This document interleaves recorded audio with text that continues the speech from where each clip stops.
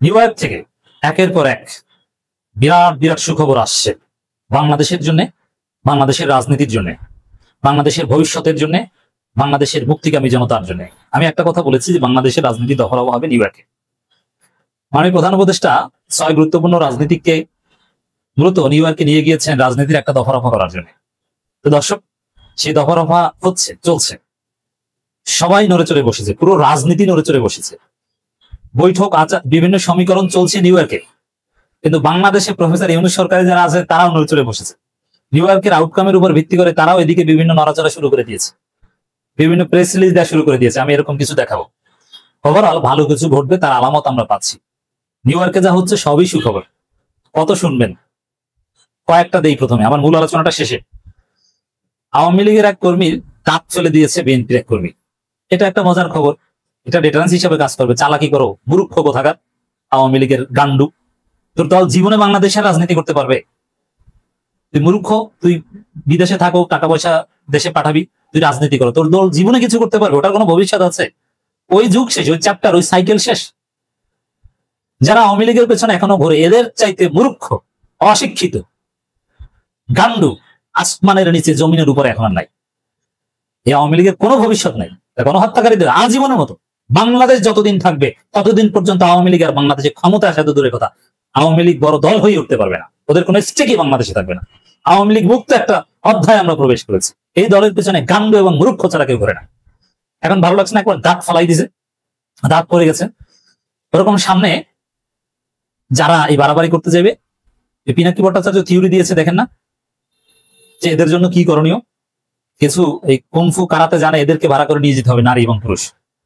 এরপরে এরদোগানের বডিগার্ডরা যেরকম একবার এই কথিত বিক্ষোভকারী মব সৃষ্টিকারীদের একদম ধলাই দিয়েছিল, এমন ধলাই দিবে ওদের দাঁত ফেলে দিবে। একটা দাঁত ফেলেছে, ভবিষ্যতে আওয়ামী গান্ডুরা আমেরিকা হোক আর ইংল্যান্ডে হোক এরকম আকাম করতে, ওদের কতজন আর যে দাঁত ফেলে দেয় কোনো ঠিক নেই। এটা একটা সুখবর, মজা। দ্বিতীয় হচ্ছে, আপনারা দেখেছেন ডাক্তার তাহেরকে ঘিরে যে উচ্ছ্বাস, মানে ওখানে আসলে যারা নিউ ইয়র্কে গিয়েছেন তাদের মধ্যে প্রধানমন্ত্রী কে, ডক্টর ইউনূস না ডাক্তার তাহের, মির্জা ফখরুল, বোঝা যায় না, মনে হয় দুজন ডাক্তার তাহের। সবচেয়ে বেশি উচ্ছ্বাস সাধারণ জনগণের বাংলাদেশি ডাক্তার তাহেরকে ঘিরে। দ্যাট মিনস জামাত ইসলামীকে ঘিরে। তাহলে ক্ষমতায় কে? ক্ষমতাশীলকে মনে হয় যেন রিসিভ করছে এরকম। এই যে জামাত ইসলামীকে ঘিরে মানুষের উচ্ছ্বাস, আবেগ, জামাত ইসলামীর পক্ষে যে গণজোয়ার নিউ ইয়র্কে, এরা কিন্তু ভোট দিবে। পোস্টাল ব্যালটে ভোট হবে, প্রবাসীদের ভোটাধিকার নিশ্চিত হবে। এটাও একটা সুখবর যে বাংলাদেশের জনগণ, দেখেন সাংবাদিক ইলিয়াস, তিনি কিন্তু ডাক্তার তাহেরের প্রচন্ড সমালোচক, আমিও সমালোচক, তাকে নিয়ে অনেক বিতর্ক রয়েছে। কিন্তু সেই সাংবাদিক ইলিয়াস জামাত নেতা ডাক্তার তাহের, যদি এখানে ব্যক্তি তাহেরকে সংবর্ধনা দিতে কেউ জানে, এখানে জামাত ইসলামের প্রতিনিধিকে সংবর্ধনা দিতে গিয়েছে, তারপরও ব্যক্তি ডাক্তার তাহেরের কাছে সাংবাদিক ইলিয়াস চলে গেছে। সাংবাদিক ইলিয়াস প্রকৃত দেশপ্রেমিক তার প্রমাণ এটা। তিনি ডাক্তার তাহেরের বিরুদ্ধে কঠিন সমালোচনা করেন, আবার তাকে সংবর্ধনা দিতে চলে যান। এটি তো দেশপ্রেমিকের পরিচয়। এই যে আমরা ডাক্তার তাহেরের সমালোচনা করি, আবার তাকেই গ্লোরিফাই করি, তাকেই নেতা মানি, তাকেই ভোট দিব, তাকেই আমি নাইবে আমির মানি। এর মানে আমাদের সমালোচনা ভালোর জন্য, বিদ্বেষ থেকে নয়, সংশোধনের জন্য। যদি কেউ এটাকে শত্রুতা হিসেবে নেয়, ভুল তার। স্যালুট সাংবাদিক ইলিয়াস ভাই, অসাধারণ উদারতার পরিচয় দিয়েছে এবং জামাত শিবির জনতা বুকে আগলে নিয়েছে সাংবাদিক ইলিয়াসকে। তাকে ঘিরেও একটা উচ্ছ্বাস ছিল, ছবি তুলছেন সবাই, অসাধারণ। এটা একটা সুন্দর বিষয়। আবার আরেকটা মজার বিষয় যে বিএনপি যে আসলে এখন ধৈর্য পার্টি, বিএনপির দিন যে শেষ সেটা আমরা দেখতে পাচ্ছি সব জায়গায়। আপনারা দেখতে পাচ্ছেন যে মির্জা ফখরুলকে কোনো সংবর্ধনা দিতে পারে না, লোক নাই, দিবি কি? জামাত যে পরিমাণ লোক উপস্থিত করতে পেরেছে বা এসেছে নিউ ইয়র্কের সংবর্ধনায়, এই 3 ভাগের 1 ভাগ লোক বিএনপি নেই। চ্যালেঞ্জ দিয়ে বলছে। এখন মজা করে অনেকে বলছে, ভাই ডাক্তার তাহের তো দক্ষিণবঙ্গের লোক, এখন দক্ষিণবঙ্গের লোক প্রচুর বিদেশে থাকে, আর উত্তরবঙ্গের লোক তো গরিব, এরা বিদেশ তো দূরে কথা, এরা ঢাকায় আসতে চায় না, এজন্য মির্জা ফখরুলকে সংবর্ধনা দেওয়ার সুযোগ হয়নি। আবার মির্জা ফখরুল হতাশ, বিএনপির আন্তর্জাতিক সম্পাদককে পিটায় বিএনপির নেতারা, অল্প কিছু লোক ঘুরে তাদের মধ্যে আবার 2 গ্রুপে মারা হয়। তো এই যে নতুন ভাবে যারা ভারতে দালাল হয়েছে তাদের যে করুণ অবস্থা, এটাও একটা সুখবর। আবার আসল সুখবর, আমার এই আলোচনা আসল টপিক, 5.5 মিনিট কথা বলার পর মূল টপিকে আসলাম। এতক্ষণ যেটা বললাম এটা আমাদের জন্য আনন্দের, এটা জনগণের জন্য উদ্বেলিত হওয়ার, জনগণের জন্য জেগে ওঠার এটা প্রয়োজন রয়েছে। জুলাই সনদ বাস্তবায়নে একাধিক সুপারিশ উপস্থাপন করবে কমিশন, এই শিরোনামে একটা রিপোর্ট আমার দেশে সরকারের পক্ষ থেকে জানানো হয়েছে। মানে জুলাই সনদ বাস্তবায়ন হবে, মানে পরবর্তী পার্লামেন্টে সে বাস্তবায়ন করবে তা না, ওই বিএনপির মূলা না, জামাত যেটা বলছে সেটি হবে। কোন সময় এই তথ্য সরকার এবং সেই জনসংঘ কর্মকর্তা জানিয়েছে ঐকমত্য কমিশনে, যেই সময় নিউ ইয়র্কে উত্তেজনা চলছে, নিউ ইয়র্কে নানান সময় দফায় দফায় বৈঠক চলছে, বিশ্ব নেতারা প্রফেসর ইউনূসকে সমর্থন জানাচ্ছেন ওই সময়। অতএব এটা অত্যন্ত তাৎপর্যপূর্ণ এবং সিগনিফিকেন্ট। তো দর্শক, খেলা জমে উঠেছে। জুলাই সনদ বাস্তবায়নে সরকার ইউনূস বিদেশ থেকে আসার আগেই রেডি। কথা ছিল 23 তারিখের মধ্যে করা, কিন্তু 23 তারিখে সম্ভব হয়নি, এখন 2 অক্টোবরের পর এটা করবে। 2 অক্টোবরের মধ্যে সবকিছু রেডি করবে, মানে ওইখান থেকে নিউ ইয়র্ক থেকে সিগন্যাল দেওয়া হচ্ছে আর এদিকে সবকিছু গোছানো হচ্ছে। এটা আরেকটা সুখবর আমাদের জন্য। এর চেয়ে বড় সুখবর আর কি হতে পারে যে জুলাই সনদ বাস্তবায়ন হবে, পরবর্তী পার্লামেন্টের মূলা ঝুলিয়ে রাখা হবে না, এই সরকারি জুলাই সনদ বাস্তবায়ন করবে। এর মানে সংস্কার হবে এবং জুলাই সনদের ভিত্তিতে আগামী নির্বাচন হবে, এটা সরকার সিদ্ধান্ত নিয়েছে নিউ ইয়র্ক থেকে বিভিন্ন সিগন্যালের ভিত্তিতে। জুলাই সনদ বাস্তবায়নের উপায় ও পদ্ধতি সম্পর্কিত একাধিক সুপারিশ নিয়ে বিশেষজ্ঞদের সাথে আবারও সভা করেছে জাতীয় ঐকমত্য কমিশন। বৈঠক সিদ্ধান্ত হয়েছে ঐকমত্য কমিশন জুলাই সনদ বাস্তবায়নের সম্ভাব্য উপায় সম্পর্কে সরকারের কাছে একাধিক সুপারিশ উপস্থাপন করবে। এক ভার্চুয়াল সভায় এই আলোচনা অনুষ্ঠিত হয় শুক্রবার। শনিবার কমিশনের জনসংযোগ কর্মকর্তা পবন চৌধুরী পাঠানো সংবাদ বিজ্ঞপ্তিতে তথ্য জানানো হয়। মানে এটাই কথা যে জুলাই সনদ বাস্তবায়ন হবে। আলোচনায় কমিশনের পক্ষে অংশ নেন সহসভাপতি অধ্যাপক আলী রিয়াজ, সদস্য ডক্টর বদিউল আলম মজুমদার। এখন বিজ্ঞপ্তিতে বলা হয়, সবাই বিভিন্ন রাজনৈতিক দলের তরফ থেকে প্রস্তাবিত গণপরিষদ গঠন, সংবিধান আদেশ জারি, 106 অনুচ্ছেদের অধীনে সুপ্রিম কোর্টের অভিমত ও উপদেশ গ্রহণ এবং গণভোটের আয়োজনের সম্ভাব্যতা নিয়ে আলোচনা করা হয়। যাই করা হোক, অনেকগুলো উপায় আছে, কিন্তু তার মধ্যে পরবর্তী পার্লামেন্টের মূল্য ঝুলানোর বিএনপি থিওরি তো আর নাই। উপায় যা আছে সবগুলো হচ্ছে বাস্তবায়নের উপায়, ঝুলিয়ে রাখার উপায় না। এটাই আমাদের সবচেয়ে বড় সুখবর এবং এগুলো নিউ ইয়র্কের গ্রিন সিগন্যাল থেকে হচ্ছে। হতাশ বিএনপি আনুষ্ঠানিকভাবে প্রকাশ্যে জনসম্মুখে ক্যামেরার সামনে সাংবাদিকদের সামনে একদম কোর লিডার স্বীকার করছে যে এই বিএনপি দিয়ে হবে না, এই বিএনপি জামাত শিবিরের সাথে কিছুতেই পারবে না, বিএনপি সংস্কার করতে হবে। এর মানে সংস্কার করতে পারবে না, এটা আমি নানান আলোচনায় বলেছি। বিএনপির পক্ষে ভালো হওয়া সম্ভব নয়, আর এই বিএনপি সেকেন্ডও হতে পারবে না। এরা মুসলিম লীগ এবং জাতীয় পার্টির চাইতেও করুণ পরিণতি ভোগ করবে। এই বিএনপি ভুয়া, এই বিএনপি ধৈঞ্চা, এই বিএনপি চান্দাবাজ, এই বিএনপি লুটপাটকারী, এই বিএনপি ধর্ষক, এই বিএনপি নারী নির্যাতনকারী, এই বিএনপি এতিমের ভাত চুরি করে খাওয়া পার্টি, এই বিএনপি কোরআন হাদিস বিরোধী, এই বিএনপি ইসলাম বিরোধী শক্তি, এই বিএনপি এই বিএনপি আওয়ামী লীগ, এই বিএনপি ভারতের দালাল। এরা যে পারবে না এটা আমরা বলছি অনেক আগে থেকে। ডাকসু জাকসুর পর এখন উল্টাপাল্টা নানান তহমত দিয়ে যা করতে যায় সবকিছুতে ব্যর্থতা। এখন বিএনপি তাদের বোধোদয় হয়েছে, এখন বলছে যে না না এই বিএনপি দিয়ে হবে না। দেখেন তাদের স্বীকারোক্তিটা আমি শিরোনাম দিয়েছি একটু সিনথেসাইজ করে বা একটু সাজিয়ে। মূল কথা এটা, রাজনীতিতে একটা পরিবর্তন এসেছে, সেটা ধারণ করতে হবে। বিএনপিকে মানুষ একটি আদর্শিক দল হিসাবে দেখতে চায়। আমরা যদি সেটা ধারণ করতে না পারি তাহলে এই বিএনপি দিয়ে দেশ গড়ে তোলা সম্ভব হবে না। এর মানে এই বিএনপি দিয়ে সম্ভব না, তাহলে দেশ গড়ে তুলবে কারা? জামাত শিবির। এই বিএনপি দিয়ে দেশ গড়ে তোলা সম্ভব হবে না। এর মানে বর্তমানে যে বিএনপি চলছে এটা দিয়ে হবে না, আদর্শিক হতে হবে। এই জায়গায় এই যে আদর্শিক মানুষ আদর্শিক দল হিসাবে দেখতে চায়। আচ্ছা, আপনি একটু ফাহাম আব্দুল সালামের লেখাগুলো পড়েন। ফাহাম আব্দুল সালামের কথা হচ্ছে ন্যারেটিভ ভুয়া, ন্যারেটিভ দিয়ে কিচ্ছু হয় না। আদর্শিক রাজনীতি ভুয়া, বিএনপির সাথে আদর্শিক রাজনীতির কোনো সম্পর্ক নাই। বিএনপি একটা পোস্ট ইডিওলজিক্যাল পার্টি, বিএনপি হচ্ছে আদর্শের ঊর্ধ্বে মধ্যমপন্থী সমস্যা সমাধানের দল। বিএনপির থিওরি দুইটা, গুড গভর্নেন্স আর অর্থনৈতিক সমৃদ্ধি। এই দুইটায় সফল হলে বিএনপি সফল। আদর্শিক রাজনীতিতে বিএনপি কখনো কারোর সাথে পারবে না, এটা ফাহাম আব্দুল সালাম বলেছে। কারণ বিএনপির সাথে আদর্শিক রাজনীতি যায় না, বিএনপি হচ্ছে সমস্যা সমাধানের দল, উদার মধ্যমপন্থী দল, কোন আদর্শিক দল না, পোস্ট ইডিওলজিক্যাল। ফাহাম আব্দুল সালাম এটাই বোঝাতে চান। তিনি বোঝাতে চান জামাত আদর্শিক দল, আবার মুক্তিযুদ্ধের আদর্শ আছে আওয়ামী লীগের, কিন্তু বিএনপি চাইলেও মুক্তিযুদ্ধের আদর্শ বা মুক্তিযুদ্ধের আদর্শ এগুলোর একটা ভাতবাজি ব্যবসা, এগুলো দিয়ে হবে না। তাহলে কি করতে হবে? বিএনপির ভালো হতে হবে, অর্থনৈতিক উন্নয়ন করতে হবে, গুড গভর্নেন্স উপহার দিতে হবে। আর গুড গভর্নেন্স তো ক্ষমতা আসার পর, তার আগে তো গুড গভর্নেন্স না।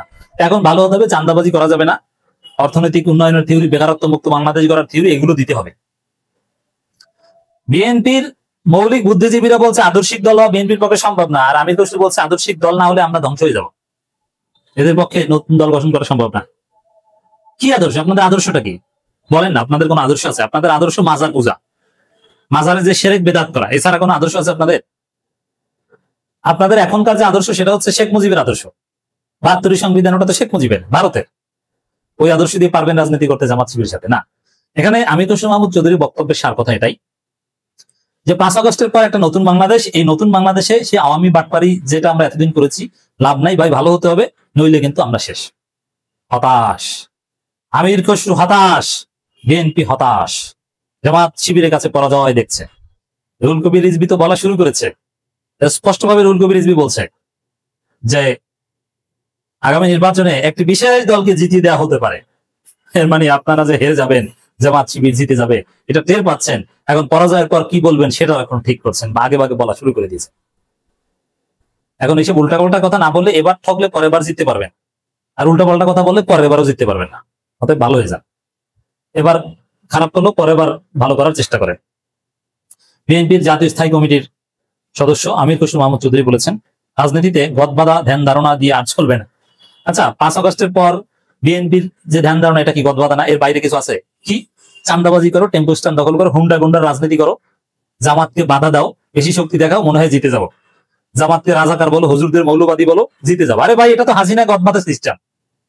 প্রতিপক্ষের পেছনে গালাগালি করো, বট ফোর্সের ভূমিকা পালন করো, এটা তো ভাই গদবাধা সিস্টেম। এখন তো ক্রিয়েটিভ রাজনীতি করার জন্য আপনাকে পানির ফিল্টার দিতে হবে, আপনাকে ফ্রিজ দিতে হবে, আপনাকে মানুষের পাশে দাঁড়াতে হবে, ফ্রি মেডিকেল ক্যাম্প করতে হবে, সমস্যা সমাধান রাজনীতি করতে হবে, আপনাকে ওয়েলফেয়ার পলিটিক্স করতে হবে। এটা কি বিএনপি করছে? না। কি করছে তারা? যা করছে জামাত শিবিরের পিছনে লাগে।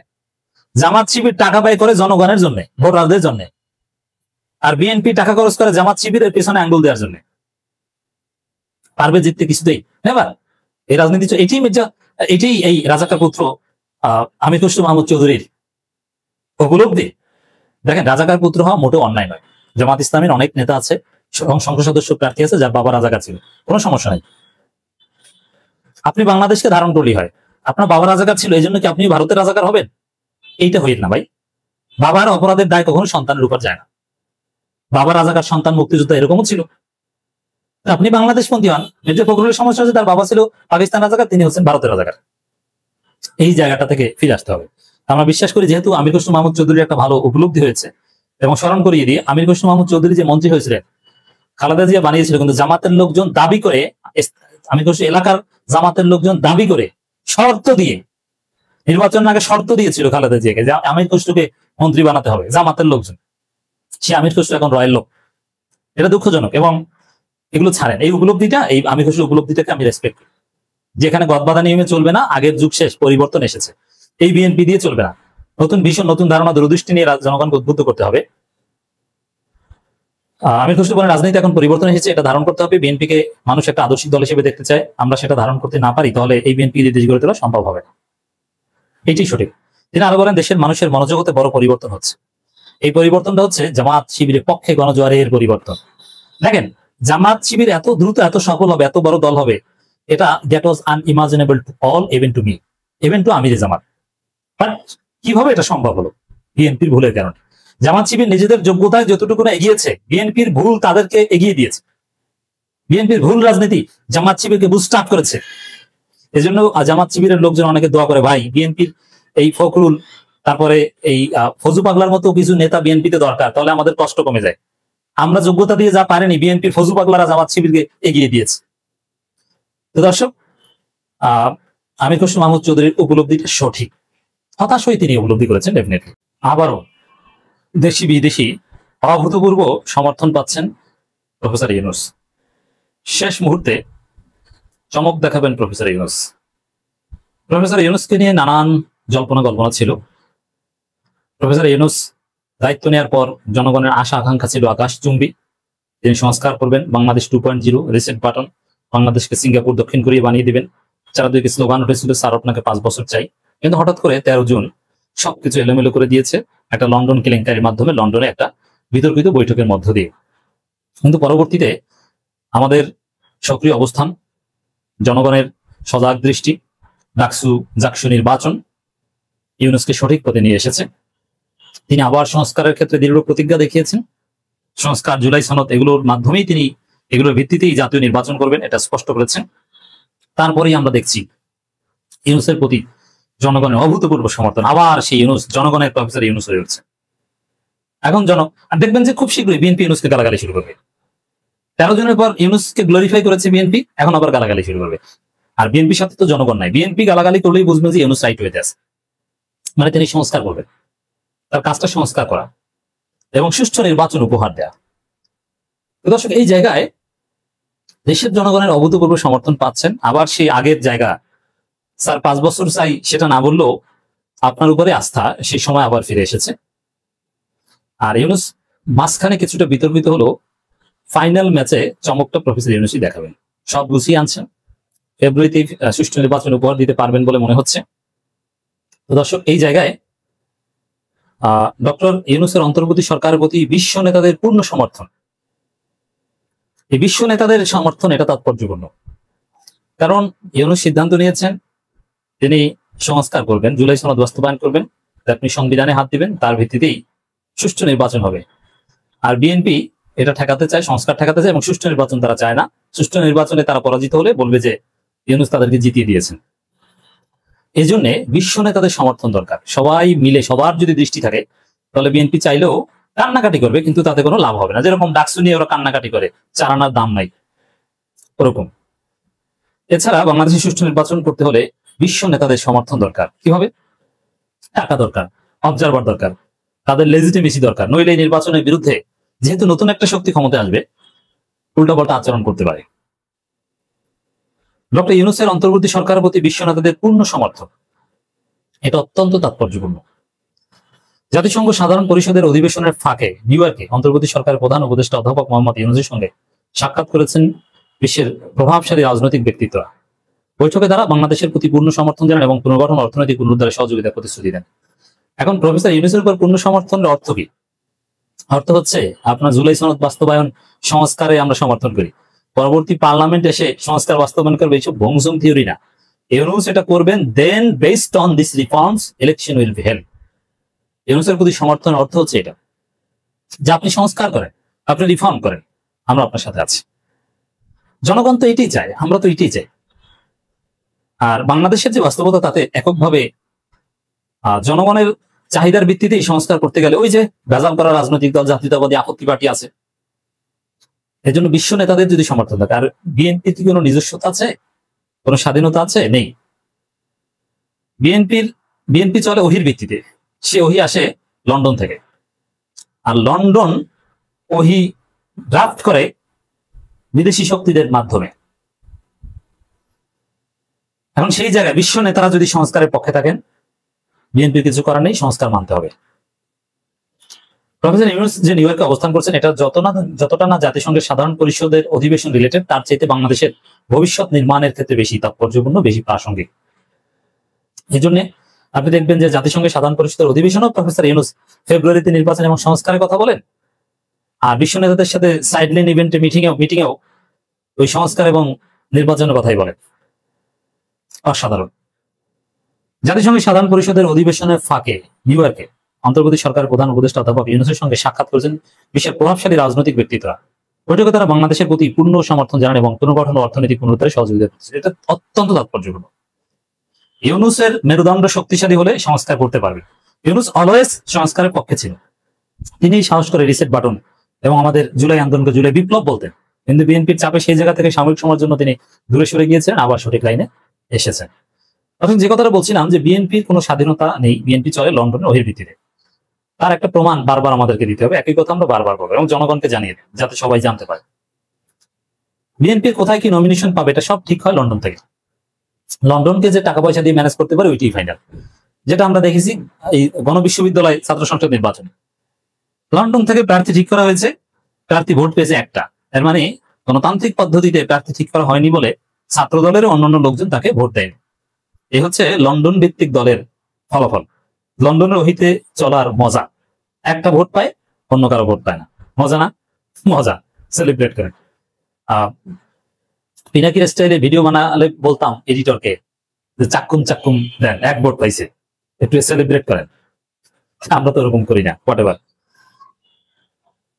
নিউ ইয়র্কের অধ্যাপক ইউনূসের হোটেল সুইটে এই বৈঠক হয় লাটভিয়ার সাবেক প্রেসিডেন্ট, আরো অনেক বিভিন্ন দেশের উচ্চ পর্যায়ের বৈঠক উপস্থিত ছিলেন, অনেকে উপস্থিত ছিলেন। তাদের তালিকার মধ্যে আমরা দেখতে পাচ্ছি প্রচুর সাবেক প্রেসিডেন্ট, প্রধানমন্ত্রী, প্রেসিডেন্ট, এদের সংখ্যাই বেশি তারা উপস্থিত। কমনওয়েলথের মহাসচিব সাবেক, বর্তমানে, এরকম অনেক, অমুক দেশের প্রধানমন্ত্রী, অমুক সংস্থার সভাপতি। মানে প্রফেসর ইউনূসকে ঘিরে একটা ব্যাপক ইন্টারন্যাশনাল অ্যাটেনশন, এবং সেখানে বাংলাদেশ নিয়ে কথা। তারা স্বীকার করেন দীর্ঘ 16 বছর দুর্নীতি অব্যবস্থাপনা করার বাংলাদেশ নানা চ্যালেঞ্জের মুখে রয়েছে। তো একাধিক নেতা অন্তর্বর্তী সরকার পুনর্গঠন, অর্থনৈতিক অগ্রযাত্রা নিজেদের অভিজ্ঞতা ভাগাভাগি করার প্রতিশ্রুতি দেন। মানবাধিকার অগ্রগতি বাংলাদেশ যে সাফল্য অর্জন করেছে তা অসাধারণ। এভাবে প্রত্যেকে বাংলাদেশ নিয়ে কথা বলছে, এবং আগামী ফেব্রুয়ারিতে নির্ধারিত সাধারণ নির্বাচন প্রসঙ্গে আন্তর্জাতিক সম্প্রদায়ের সহযোগিতা কামনা করেন প্রফেসর ইউনূস। তো আপনাদের সহযোগিতা দরকার। তো প্রফেসর ইউনূস আবার লাইনে এসেছেন, অভূতপূর্ব দেশি বিদেশি সমর্থন পাচ্ছেন। শেষ সময়ের কনক্লুডিং চমক দেখাতে যাচ্ছেন প্রফেসর ইউনূস। বাংলাদেশ জাতীয়তাবাদী দল বিএনপির প্রবল বিশ্বাস জামাত ইসলামী ক্ষমতায় আসবে। দৃঢ়ভাবে বিএনপি নেতারা রুহুল কবির রিজভী বিশ্বাস করেন জামাত ইসলামী ক্ষমতায় আসতে যাচ্ছে। এখন বিএনপি কিং কর্তব্য বিমূঢ় এবং হতাশ, যেহেতু জামাত ক্ষমতায় আসতে যাচ্ছে, এটা কোনোভাবে ঠেকানো যাচ্ছে না। নির্বাচনে কোনো বিশেষ দলকে জিতিয়ে দিতে চাইলে জনগণ ছেড়ে দেবে না রুহুল কবির রিজভী। এই কথার অর্থ হচ্ছে যে রিজভী বিশ্বাস করেন কোনো বিশেষ দল নির্বাচনে জিতে যাবে, এবং জেতার পরে তার সহজে মানা যাবে না, এই জন্য এইসব কথাবার্তা বলা শুরু করেছে। প্রবল বিশ্বাস থেকে কথা বলেছেন যে নির্বাচনে কোনো বিশেষ দলকে জিতিয়ে দিতে চাইলে জনগণ ছেড়ে দেবে না। মানে বিশেষ দল মানে জামাত ইসলামী, তারা জিতে যাবে। এখন ওইটাকেই তারা নানান কথা বলে বিতর্কিত করার চেষ্টা করবে, কিন্তু লাভ নেই। দর্শক, বিএনপি যে বিশ্বাস করে জামাত ক্ষমতায় আসবে, এটা জনগণকে জানিয়ে দিন। এটা বুঝতে অন্য কোনো দলিল লাগবে না, একটা দলিলই যথেষ্ট। নির্বাচনে কোনো বিশেষ দলকে জিতিয়ে দিতে চাইলে জনগণ ছেড়ে দেবে না, এর মানে বিশেষ দলকে জিতিয়ে দেওয়া হবে, বা জিতে যাবে আর কি। জিতে যাবে ওইটাকেই বলছে জিতিয়ে দেওয়া হবে। Just look at DUCSU. Shibir জিতেছে, বলছে যে জিতিয়ে দেওয়া হয়েছে, অথচ প্রশাসনের লোক সব বিএনপি। প্রমাণ কি শিবিরকে জিতিয়ে দেওয়া হয়েছে? ওই টিএসসির ভোট কারচুপি সিসিটিভি ফুটেজে দেখা যায়, ওটা ছিল ছাত্র দলের নাটক। এখন আবার নীলক্ষেতের ব্যালট পেপার নিয়ে এক নাটক সাজিয়েছে, আস্তে আস্তে বের হয়ে আসছে ওটাও ছাত্র দলের নাটক। ওই ব্যালট পেপার দিয়ে ছাত্র দলের ভোট চুরি করার কথা ছিল, কিন্তু পারে নাই। তারপরে ওটা শিবিরের উপর দায় চাপানোর চেষ্টা করছে, কিন্তু এগুলো ধরা পড়ছে। তদন্ত কমিটি গঠন হয়েছে, রিপোর্ট আসবে, দেখবেন একটা কঠিন রাম ধরা খাবে। এগুলো সব নাটক, কোনো অনিয়ম হয়নি। তো দর্শক, সব মিলিয়ে বিএনপির রিয়াকশনটা হবে ডাকসু টাইপের। ডাকসুতে যে বিএনপির রিয়াকশন, শিবিরের বিজয়ের পর এই কখনো টিএসসি কেন্দ্রের কথিত ভোট কারচুপির গল্প, কখনো নীলক্ষেতের বিরিয়ানির গল্প। নীলক্ষেত মানে বিরিয়ানি, এছাড়া ওইসব গল্প জমে না। আপনি এইসব গল্প না করে নীলক্ষেতে যে বিরিয়ানি খান, কাজে লাগবে। নীলক্ষেত মানে পুরনো বই, এর বাইরে কোনো কথা বলে লাভ নেই।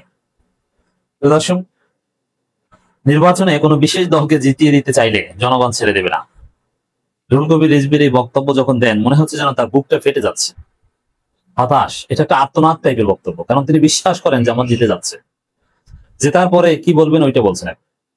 আরো বিএনপি নেতাদের বক্তব্য যদি শোনেন, তাদের বক্তব্যের সার কথা এটাই যে অ্যাজ ইফ জামাত জিতে যাচ্ছে, আর ওইটাকেই তারা বলছে জামাতকে জিতিয়ে দেওয়া হচ্ছে। তো হবে, কিছু করার নাই, রিয়ালিটি মাইনে নাও। তার মানে জামাতকে জনগণ ভোট দিলে সেটা মেনে নিতে হবে, কিছু করার নেই। উল্টাপাল্টা অভিযোগ এনে পার পাবে না। কেন পার পাবে না? তথ্য প্রযুক্তি এবং সারা পৃথিবীর এনগেজমেন্ট থাকবে। যেমন ডাকসু ইলেকশনে অবজারভার ছিল, সবাই দেখেছে, পুরো ক্যাম্পাস জুড়ে সিসিটিভি ফুটেজ ছিল, ক্যামেরা ছিল, সবকিছু স্ক্রুটিনাইজ হয়েছে, এবং ভোট দেওয়ার সময়, গণনার সময় এজেন্ট ছিল। এখানে কোনো এদিক ওদিক করার সুযোগ নেই। কিভাবে করেছে? এখন আপনি যতই কান্নাকাটি করেন, ওগুলো কোনো লাভ নাই, ওটা অযথা আপনার সময় কেবল। বরং এই যে ডাকসুতে ছাত্র দল এরা কিন্তু চুপ হয়ে গেছিল, কিন্তু কেন আবার নড়াচড়া দেওয়ার চেষ্টা করে। যদিও এটাও সামনে ওই টিএসসি নিয়ে যেরকম একদম ধরা খেয়ে চোর হয়ে গেছে, এখানেও চোর হয়ে যাবে। এটা বিএনপির জাতীয় রাজনীতির অংশ। কি ডাকসুর মতো জাতীয় রাজনীতিতেও তারা পরাজিত হবে। এজন্য চারদিকে নির্বাচনকে বিতর্কিত করা, কলঙ্কিত হিসেবে আখ্যায়িত করা ছাড়া তাদের সামনে আর কোনো উপায় নেই। নির্বাচন সুষ্ঠু হয়েছে, আমাদের জনপ্রিয়তা নাই, আমরা চাঁদাবাজি করতে যে কট, এগুলো তো আর বলতে পারবে না, বলবে যে জিতিয়ে দেওয়া হয়েছে। এখন এই যে চরিত্র, অন্যের পেছনে লাগা অযাচিত ভাবে, এতে বিএনপির অবস্থা আরো খারাপ হবে। আমরা তো প্রথমে বলেছিলাম যে বিএনপির অবস্থা হবে জাতীয় পার্টির মতো না। এই যে আকাম শুরু করেছে, যে পরাজিত হয়ে পরাজয় না মেনে নিজেদের ভুল সংশোধন না করে উল্টাপাল্টা আচরণ করার চেষ্টা, এদের পরিণতি হবে মুসলিম লীগের মতো। জাতীয় পার্টি তো এখনো আছে, কিন্তু মুসলিম লীগ বড় দল থেকে একদম ছোট দলে পরিণত হয়েছে। বিএনপির অবস্থা সেরকম হওয়ার সম্ভাবনা আছে। বিএনপির জ্যেষ্ঠ যুগ্ম মহাসচিব রুহুল কবির রিজভী বলেছেন, বিতর্কিত ডাকসু জাকসু নির্বাচনের পর থেকেই আগামী জাতীয় নির্বাচন উদ্দেশ্যমূলক ফলাফলের দিকে যাচ্ছে কিনা তা নিয়ে জনমনে তীব্র শঙ্কা তৈরি হয়েছে। ভাই, জনমনে তীব্র শঙ্কা তৈরি হয়নি। আপনি বলেন আপনার প্রবল বিশ্বাস যে ডাকসু জাকসুর মতো জামাত ইসলামী জাতীয় নির্বাচনে জিততে যাচ্ছে, ক্ষমতায় যাবে। এই কথাটা মুখ খুলে বলেন না কেন? আমি বুঝি না আপনি কি বোঝাতে চেয়েছেন। আমরা ঘাস খেয়ে বিশ্লেষণ করি, আপনি হা করলে কি বলবেন ওইটা বুঝি, ক দিয়ে কি বুঝিয়েছেন ওইটা বুঝি বলেই আমরা বিশ্লেষণ। রুহুল কবির রিজভীর প্রবল বিশ্বাস, দৃঢ় বিশ্বাস যে জামাত ক্ষমতায় আসবে, এবং সেটা ছোটখাটো কোনো বিজয় নয়, ডাকসু জাকসুর মতো ভূমিধস বিজয় হবে জামাতের। কারণ চান্দাবাজদের জনগণ গ্রহণ করবে না। জাতীয় নির্বাচনে যদি কোনো বিশেষ দল বা গোষ্ঠীকে জিতিয়ে দেওয়ার নীল নকশা করা হয়, তবে দেশের জনতা তা কোনোভাবেই ছেড়ে দেবে না। বিএনপিকে জিতিয়ে দেওয়ার নীল নকশা করা হয়েছিল, কিন্তু সেটা টিকছে না। কোন দলকে জিতিয়ে দেওয়ার নীল নকশা টিকবে না। সারা পৃথিবীর উপস্থিতিতে নজরে একটা সুষ্ঠু নির্বাচন হবে, এটা মেনে নিতে বাধ্য হবেন। আপনার যতই নীল নকশা জিতিয়ে দেওয়া হয়েছে, এখন না নীলক্ষেতের, অনেকে মজা করে বলছে যে নীলক্ষেতের যে ব্যালট পেপার, বলছে লন্ডন থেকে আনলে মনে হয় ভালো হতো, তাই না? না, আসলে যতক্ষণ পর্যন্ত না আবিদ, ভিপি, হামিম, জিএস, মায়ের, এজিএস, এটা যতক্ষণ পর্যন্ত না হতো, আর শিবিরকে 10% দিলে চলতো, তাও ভিপি, জিএস, এজিএস দেওয়া যাবে না। এগুলো ঠিক হলে তখন নির্বাচন ঠিক ছিল, তাছাড়া নির্বাচন ঠিক হবে না। কিন্তু ভাই, 5 আগস্টের পর আপনাদের এইসব চিন্তা ভাবনা বা এই ধরনের থিওরি, এটা হাসিনা নিয়ে পালিয়ে গেছে। ওটা হাসিনার কাছে, ওটা আপনারা পারবেন না। হাসিনা ওইটা না নিলে সম্ভব ছিল। 72 সংবিধানের ধোয়া তুলে আপনারা টিকতে পারবেন না, কারণ 72 সংবিধান হাসিনা নিয়ে পালিয়েছে। স্পষ্টত প্রমাণ যে বিএনপির প্রবল বিশ্বাস যে জামাত ক্ষমতায় আসবে, এই জন্য কান্নাকাটি শুরু করে দিয়েছে। ডাকসু নির্বাচন প্রসঙ্গে রিজভী বলেন, ডাকসু নির্বাচন হওয়া নিয়ে কোনো বিতর্ক নেই, কিন্তু যে পদ্ধতিতে হয়েছে তা নিয়ে আমাদের গুরুতর আপত্তি রয়েছে। আপনারা যতই আপত্তি করেন, এগুলো উদ্ভট। ইতিহাসের শ্রেষ্ঠ নির্বাচন হয়েছে ডাকসু নির্বাচন। আপনার কিয়ামত পর্যন্ত এই নির্বাচনকে চেষ্টা করলে বিতর্কিত করতে পারবেন না, বরং আপনাদের জাতীয় নির্বাচনে ভোট এর মাধ্যমে আরো কমাচ্ছেন, কিচ্ছু করতে পারবেন না। তো দর্শক, এই নীলক্ষেত থেকে ব্যালট পেপার ছাপার এই যে উদ্ভট গল্প, আবার জরিমানার টাকা জামাতের বাইতুল মালে যাওয়ার যে উদ্ভট গল্প, এইসব উদ্ভট মিথ্যুক মিথ্যাবাদী মিথ্যা গল্প এটে বিএনপি তাদের ভোট আরো কমাচ্ছে। রুহুল কবির রিজভীরা বিএনপিকে ভালোভাবে ডুবাচ্ছে।